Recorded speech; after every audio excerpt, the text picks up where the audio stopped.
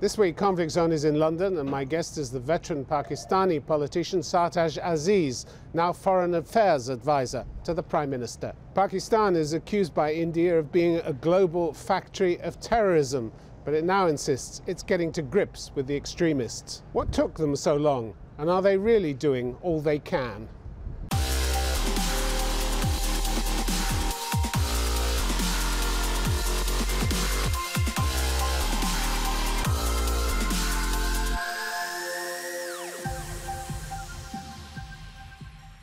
Sartaj Aziz, welcome to Conflict Zone. Some satisfaction in your government that violence levels are a little bit down from what they've been in the past, but it could flare up at any time, couldn't it? Last month in February, there were a dozen suicide attacks in just over a week. So you remain a very volatile and dangerous country, don't you? Well, obviously we have suffered a lot because of the Russian invasion of Afghanistan and then 9/11. So these are global fault lines that have traveled to us. But we have now managed to break the sort of the backbone of the infrastructure that terrorists had built in our tribal belt after 9/11. So they don't have the same capacity to launch attacks. 3 attacks every day, well, according to the Supreme Court. 3 attacks every day. No, the total, if you look at them compared to 2014, 2013, I mean 3-4 years earlier, they're down by 70%. And but this is a report done by a Supreme Court commission in December, said 3 terror attacks every day. Well, I don't think 3 terror attacks probably they're referring to. But your Supreme Court doesn't feel there's much to celebrate. It says you pass laws, but you don't enforce them. Well, we don't celebrate. We are just saying that we are now turn the corner in terms of breaking the back of terrorists because we have broken their infrastructure, which is in the tribal area. Secondly, we have launched a combined operation with the military to snake out those which are still there. And obviously, the remnants are scattered all over the country. Why do you pass laws then, according to the Supreme Court, but you don't enforce them? Well, that is probably a chronic problem everywhere. But I think we have, in terms of our laws, in terms of anti-terrorism laws. In December, a Supreme Court commission slammed the National Counter-Terrorism Authority, saying it had categorically failed, and it called for top-tier accountability. Well, I think these are something that should be appreciated because Supreme Court wants the action to be accelerated. But you see, as you know from the experience of all other countries where terrorism is very rampant, that it's not easy to control it totally, and it takes time to calibrate and to judge your strengths and weaknesses, and in a sequential manner go after groups that are more amenable. But these are key weaknesses, aren't they? The authorities' law, the Counter-Terrorism Authorities' law, according to the Supreme Court, is not being implemented either by its Board of Governors, which has never met, or its executive committee, which has met only once in 3.5 years. Is this a picture of a government that's doing all it can against terrorism? No, I think NACTA is just one of the agencies. The real Well, it's a key one, isn't it? It's the National Counter-Terrorism Authority. Potentially a key one. Right now, it's not the main player. It is a coordinating body, and it's the army which is doing it. We have a National Security Committee which is doing it. So the important thing that I think I'd like to underline, one is the broad political consensus that we achieved after the attack on the Peshawar school on 14 December 2014, in which all political parties came together and formed a national action plan. So that was, it was only 2.5 years. Which is not being fulfilled. No, it is being implemented more than 50-60%. Not 100%, but 50-60%. Well, we'll come on to some of the details of that, okay. Because the first is the Supreme Court is very critical. No, that's true. Supreme Court should be critical because they want us to do better. But they paint a devastating picture of government incompetence and dereliction of duty. It says the Ministry of Interior is without clear leadership and direction and is confused about its role in combating terrorism. Well, I think... Mr. Aziz, this isn't funny, is it? It might be laughable if it wasn't so tragic. The adjectives you are adding to it, because the commentary referred to a particular context. So you have to look at the total context. The total context is... It is looking at the total context, looking at the ministry. No, ministry is sort of one player. The basic it's a key point, player. It's an interior ministry, and it's confused about its role in combating terrorism. Well, not confused. I mean, obviously, the extent to which there is a division of responsibility between the provincial governments and the federal government. There's a division of responsibility between the army and the civilian government. Then there is a semi-military. So by confusion is actually referring to what the federal government has to do, what the provincial government has to do. But that doesn't mean that they're not working. But Mr. Aziz, the basic accusation is that your government could have prevented many deaths if it had enforced its own laws, and even now is taking measures that some of your state authorities believe are inadequate. Let's look at that action plan, because in 2014, after the massacre of 130 schoolboys in Peshawar, you adopted this plan. But the Commission of the Supreme Court says it is not a plan in any structured or meaningful way. Banned organizations continue their illegal activities, and new terrorist organizations are prescribed only after long delays. Some terrorist organizations have still not been prosecuted, even when their claims of responsibility have been broadcast and printed. Why? Why is that? First of all, you can't eliminate terrorism only through laws. It requires action. Laws are applied to normal citizens and other things. Laws just enable you to do more. You're making light of laws. These are essential. You pass regulations and laws and you don't abide by them. You see, when we did the operation Sartaj Aziz in North Waziristan, it was not a legal action. It was a military action against terrorist groups who had established their infrastructure in an area which is very large, very difficult to conquer. It was a kinetic action. And that's what destroyed that terrorist infrastructure. And now, after 6 years of activity, the entire tribal belt, the infrastructure of terrorist groups has been destroyed. Now that's one. Now, half the people escaped from there, went to elsewhere. When you talk of laws, there are many terrorists whom in the previous 10, 15 years ago, you could not even try because the judges were afraid of them. Witnesses were scared that if they give evidence against terrorists, they'll be killed. So there was, I remember in '95, a lot of what is called extrajudicial killing. That's the only way to eliminate them. And then the Supreme Court ruled that it cannot. But so perhaps you can explain this to me, sir. More than 3 months after last August's attack on Quetta, which killed and wounded scores of people, the organizations that claimed responsibility had still not been referred to the Interior Minister in order for them to be banned. Asked in a commission hearing if he was amazed by that delay, the Interior Secretary replied, "I wouldn't categorize that as strange." More than 3 months after the attack and nothing had been done to ban this organization that had claimed responsibility. That's pretty shocking, isn't it? You see, the organization that did the Quetta attack is outside Pakistan and is in Afghanistan, Jamaat al-Ahrar. And a large number of attacks are now emanating from the other side. You don't need them on your territory to ban them. You can ban them by order of the ministry. No, I don't think there is any sympathy for them. The only thing is that just by banning them, you can't eliminate their activities. It requires a very judicious combination of kinetic action, intelligence sharing controls, fundraising controls, and then trying to arrest those that you can. But the reality is that people are being killed and wounded on your streets, on the streets of Pakistan, day after day, and it takes the government more than 3 months to even consider banning the organizations that do this. That's a spectacular failure, isn't it? The spectacular result is that the total number of incidents in the last 2 years are down by 70%. And if that is not a good progress, I'd like to see any country which has achieved that much success in such a short time against terrorism. As we pointed out, it can flare up again at any time. It won't flare up at that scale. There are isolated incidents here and there. Another example of a broken promise from your National Action Plan. Point 3, militant outfits and armed gangs will not be allowed to operate in the country.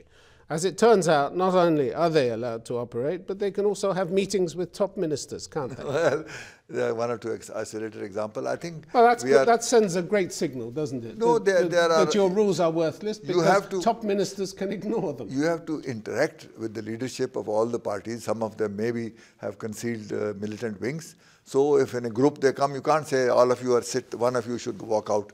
These are, see, the Commission of the Supreme Court accused the Minister of the Interior of cavorting cavorting with members of banned organization and says your hypocrisy has to stop. It's accusing you of hypocrisy. The minister made a statement that there was one member who came with a big group, and later on it was indicated that he belonged to such a group. But this makes a mockery of your promise to prevent militant groups operating in your country when your senior ministers in your government are meeting them, cavorting with them, as the Supreme Court calls it. Sometimes you have to, there are some groups which are doing a lot of other activities, and you have to persuade them to not to allow some of their institutions or individuals to go further. The Chief Secretary of the Government of Baluchistan told the Supreme Court Commission that the banned group ASWJ had been allowed to hold meetings on a hockey ground in Islamabad.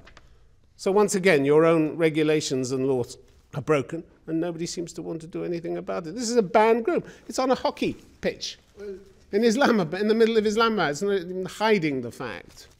You see, these groups which are you are talking about, they were all groups which have developed in the last 20, 30 years after the Russian invasion of Afghanistan, and many of them were jointly funded, trained and armed by America and Pakistan.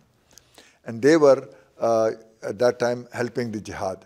Now when that Russians left in 1991, those organizations which had actually done that work and those madrasas which are doing it were a legitimate part of an operation that everybody welcomed in the world. Now gradually they were looking for other issues to deal with, and some of them started, promoting their own agenda, and some of them resorted to activities, just to assert their agenda, and they joined hands with the Taliban, which were pulled out of there. I understand. So it's a very complex situation. It is a very complex situation, and you can't single out one organization. They have different connotation.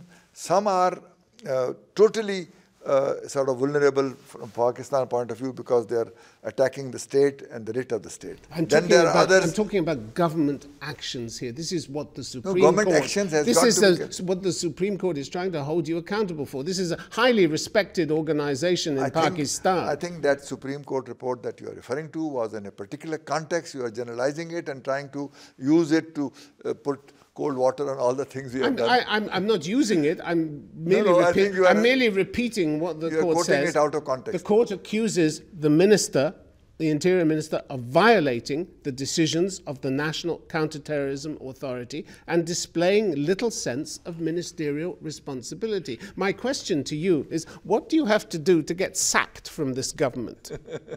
I think if he shows little sense of ministerial responsibility, why is he still in his post? I think it is, see, that commission report was in a particular context, and I don't think it amounted to anything that would deserve the sacking of the minister.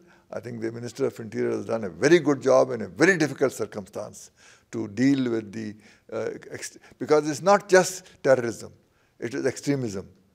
It is generally the radicalization. It's a series of things because people look at it in a very simplistic way. I like to know which country. I mean, look at the situation in the Middle East. Pakistan is one of the few countries which has, everywhere else, the incidence of terrorism and the resultant death toll is increasing. In Pakistan, it has gone down. Mr. Aziz, another point from your 2014 National Action Plan, zero tolerance for militancy in Punjab. Why did you tolerate militancy in Punjab for so long? We didn't, because that is where some of the groups were located, and they were called Pakistani Taliban, and they tried to make nexus with them. There were some sectarian organization which made nexus.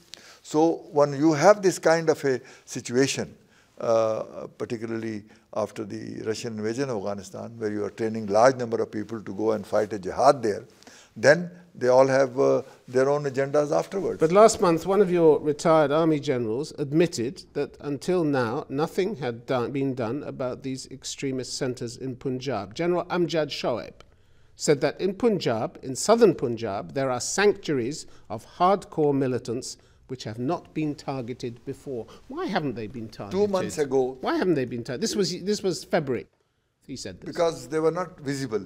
And they were activities. Well, he knew where they were. Well, I mean, everybody knows that there are some areas. How can they not be visible? There are madrasas, hundreds of them. And some of them are, I think in the last 2 months, the Rangers action has started in Punjab, which is quite strong now. And many of these madrasas are being rounded. Perhaps this inaction is because the Punjab is the Prime Minister's political stronghold, and he didn't want to offend some of the groups that have actually been delivering him votes? Oh, not at all.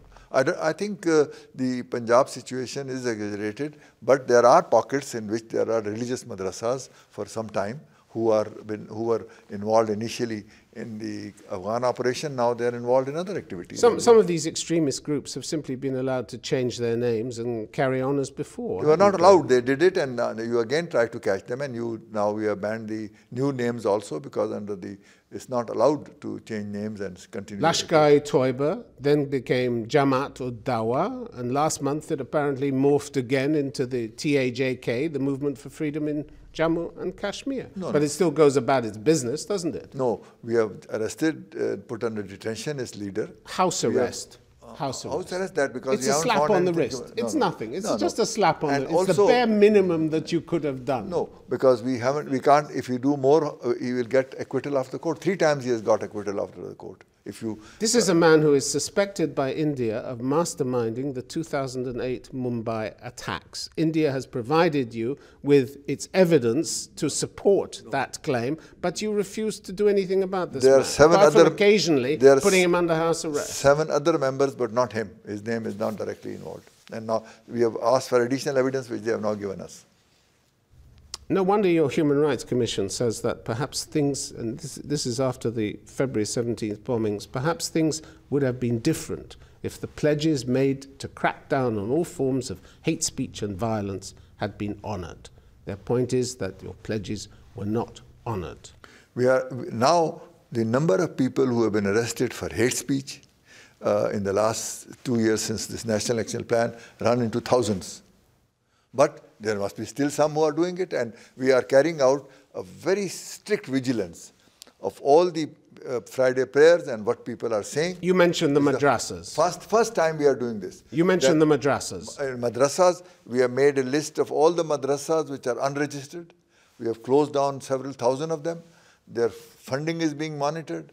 Their sermons are being monitored. So why does the Supreme Court say, regrettably, the functionaries of the state have stayed clear of the madrasas? There is no registration or monitoring of them. No, I don't think that's correct. They were referring to a particular context. They don't know what they're talking about, the Supreme Court? I think they were referring to a particular context and you are generalizing it.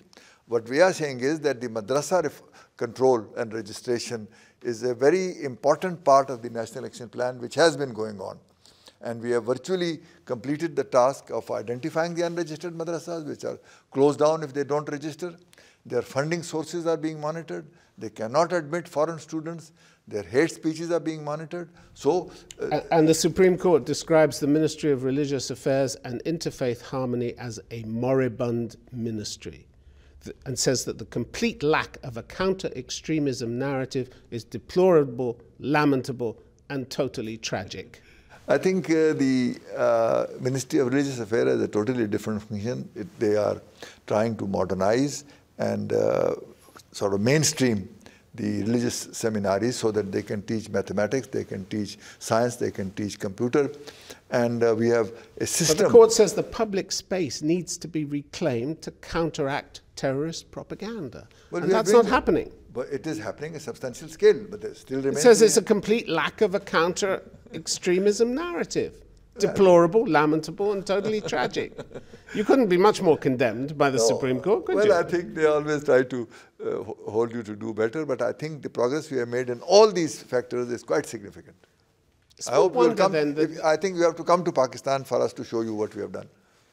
It's no wonder then that if you can't even convince your Supreme Court, you're not going to convince the Americans either that you're doing your best about terrorism. In December, General John Nicholson, the US commander in Afghanistan, said Pakistan is continuing to offer sanctuary to terror groups which are targeting Americans in Afghanistan. Why? Why are you continuing to give them sanctuary? I don't think we give them sanctuaries. What is the meaning of sanctuary?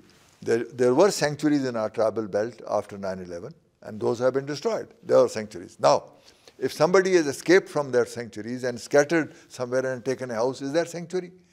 is if somebody came 20 years ago or 15 years ago, along with the Taliban were thrown out of Afghanistan, and now he's no longer active because thousands of refugees, millions of refugees came to Pakistan. You don't seem to be able to get that message through to the Americans, because last October, the acting Undersecretary at the Treasury, Adam Subin, was even clearer. He said there had been some cooperation with Pakistan. He said, but the problem is there are forces within the Pakistani government, specifically in the Inter-Services Intelligence Agency, that refuse to take similar steps against all the terrorist groups active in Pakistan, tolerating some groups or even worse. This is a distinction, he said, that we cannot stand for.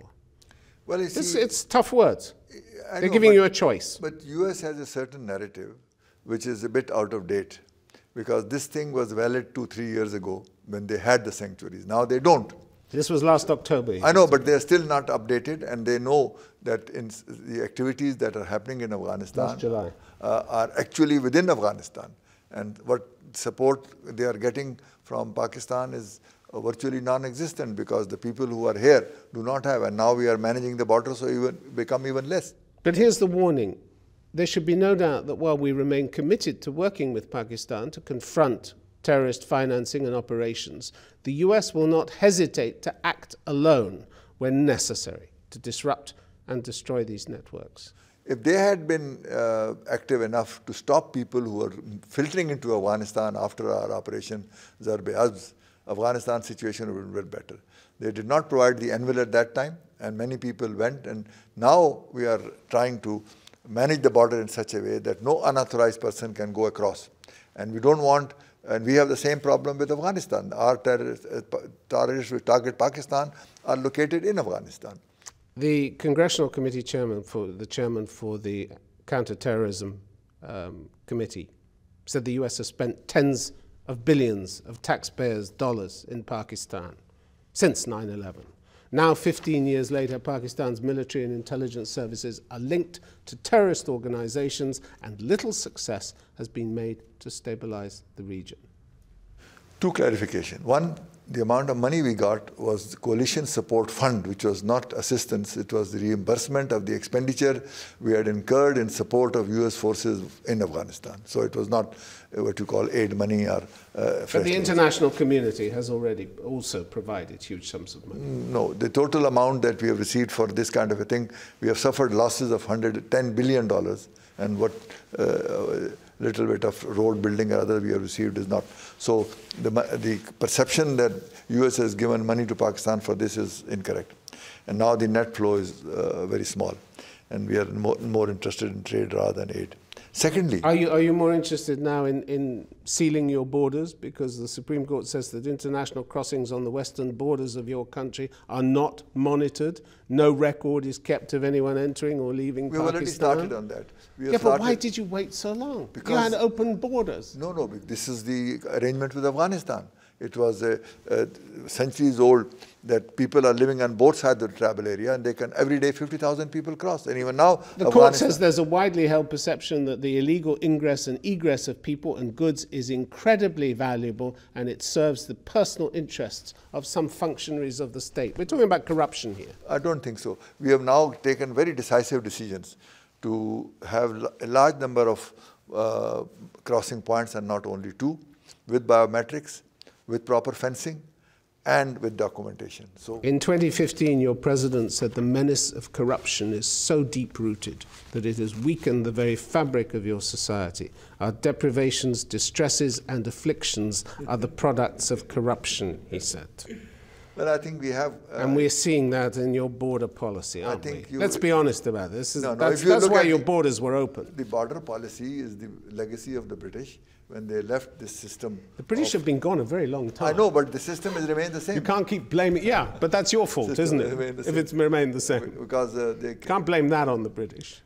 Well, I think if they had integrated a tribal area during their time, by now we would have inherited it. And it was left into such a difficult socio-political environment that it was difficult to convert them without upheaval, because those people are used to carrying their own arms. They were not ready for enforcement of laws, and they would say, we are independent. So subjugating people who think they are independent and they cannot be brought under any legal framework is not easy. Now we are finally doing FATA reforms, and inshallah we will be able to integrate them with Rastaqari. But completing the argument earlier, the corruption happened because of the permit system. Anything that goods you take, we are now abolishing all those systems, and anybody, all goods will go freely from tribal area into us.